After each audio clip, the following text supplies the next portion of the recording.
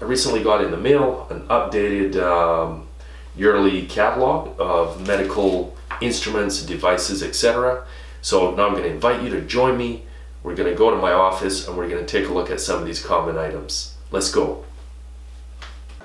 Alright, so I'm at the office and this is a typical setup and layout, and we're going to play a little game. You're going to guess how much each of these items would cost. So we're going to start with this sweet diagnostic wall mount. Comes complete with tools to listen, to look in your eyes, tools to look in your ears, and blood pressure cuff. So how much do you think this diagnostic wall mount would run? Da, da, da, da, da, da, da. So for a wall mount like one in my office, you're looking at about $1,500. But as you can see, they can range all the way up to $5,000. And to me, they're worth the price because you use them every day hard. They get a lot of wear and tear. And this one that I have in my office, this has been around now for probably at least 13 years with no breaks on it.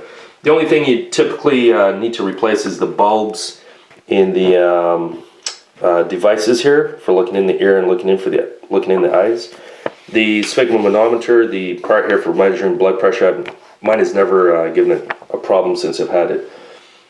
And as you can see, there's also elite versions, like these kind of electronic types. Typically you would find these in a hospital setting, not usually in a family doctor's office. Where you're close, hot, cold.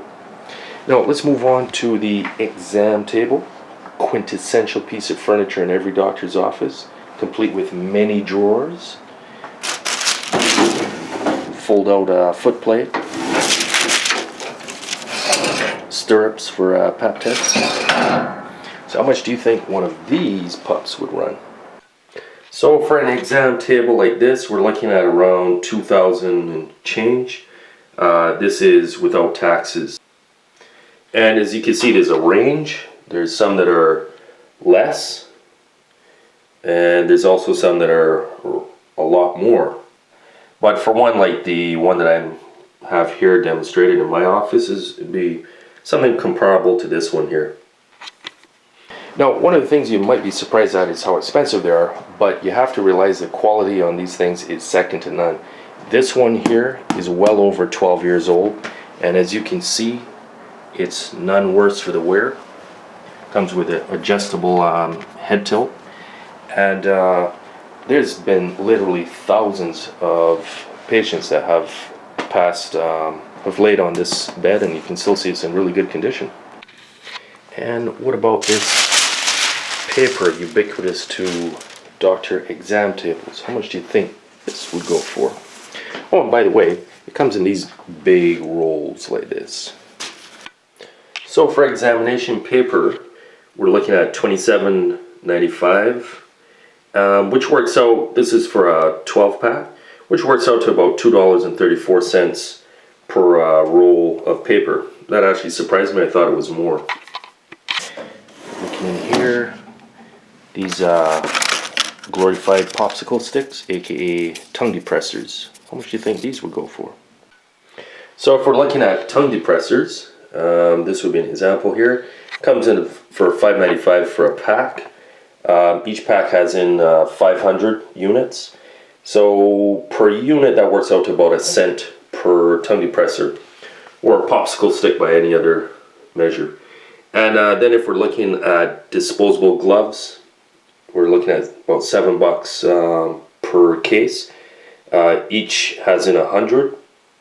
So that works out to a unit price of about 6 cents per glove, or I guess 12 cents per pair. How much do you think a typical stethoscope might go for? So if you've ever wondered what stethoscopes cost, on average you can expect to pay around $100 for a decent one, but they can range to much more for the cardiology version, which gives exceptional hearing acuity. Usually not necessary in a family doctor's situation. But if you need to hear a really strange rarefied sounds, then you would want one of these fellas. To me, for the price for the stethoscopes is definitely worth it because they're extremely durable. I still have the one I had in medical school, and I use that for probably 10 to 15 years, real hard use, daily grind on it. and it never let me down. So to me, the prices on stethoscopes are definitely worth it. Also, when I was in med school, there weren't as many options as there are today. As you can see, you can choose from all kind of fancy colors now for the heads and tubes. In addition, not featured here is also electronic stethoscopes. I have one of them too, but I really didn't find it had that much advantage over the traditional type, but they cost a lot more. Now if we're looking at scrubs like what I'm wearing right now, you could expect for a guy about 33 bucks for this shirt, 46 for female, and for pants we're looking of the $50 to $60 range. So that's for scrubs, and I've got to admit they're the most comfortable clothes in the world. Now I'm going to move over here. What do you think tray table like this would run? And what about a wall light like this? Very high intensity light. Just going to turn it on. How much do you think one of those would run? So for an exam stainless steel table like this one, we're looking at about $140. And surprisingly, the light is quite a bit more. It's about $700 for one of these halogen fluorescent lights. Now, I've got laid out some tools here that we'd use typically, say for suturing some cuts, and a syringe here. So we've got some forceps, clamp, needle driver. And the needle driver you use the sutures in. You see they're curved there. That goes in here, and you use this to drive the suture into wounds. Then scissors for cutting the thread. This is for a scalpel handle. So here we have a scalpel that goes onto the end. And here's a run-of-the-mill typical syringe. So let's go through them in order and see how close you are in figuring out how much these things would cost. So here we're looking at some of the tools that we use. This is a scalpel blade. You stick the scalpel onto the end here. They run about $8. This is a forceps, which we use for grabbing things or grabbing a suture as we poke it through skin. They're about $5. Scissors, surgical grade, $6. And the needle driver or needle holder that you hold to put the stitch through, they're about $11. And to me that's a really good deal because these implements are metal and very durable. They can be used over and over again with sterilization.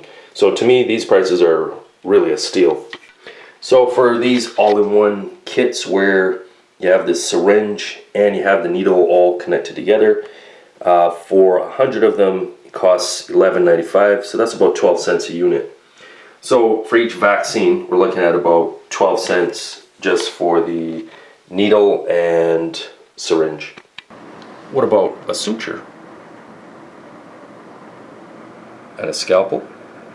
Next we're looking at suture materials, basically the fishing line that we use.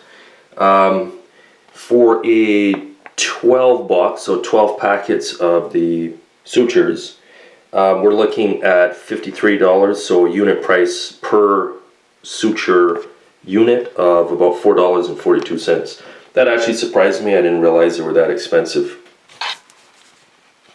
What do you think one of these Sharps disposal units might run?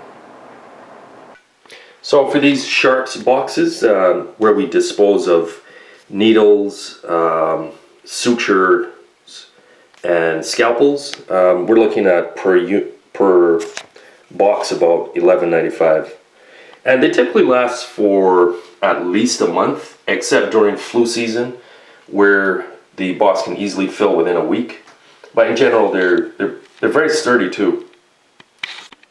This device here is a cryotherapy or liquid nitrogen gun.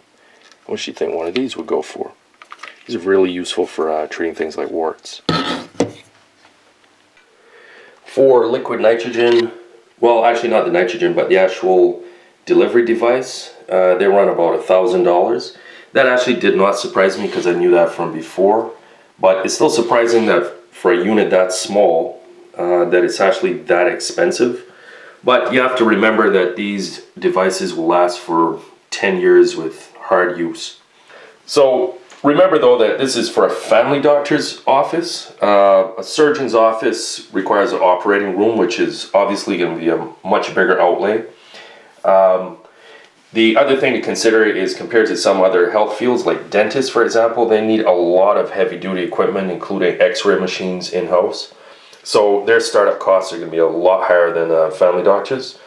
Then there's also guys like ophthalmologists and opticians. They also have some very heavy duty equipment that costs thousands of dollars. So generally the setup for a family doctor is not too financially invasive. Thanks for watching. Get notified of new videos. Subscribe now.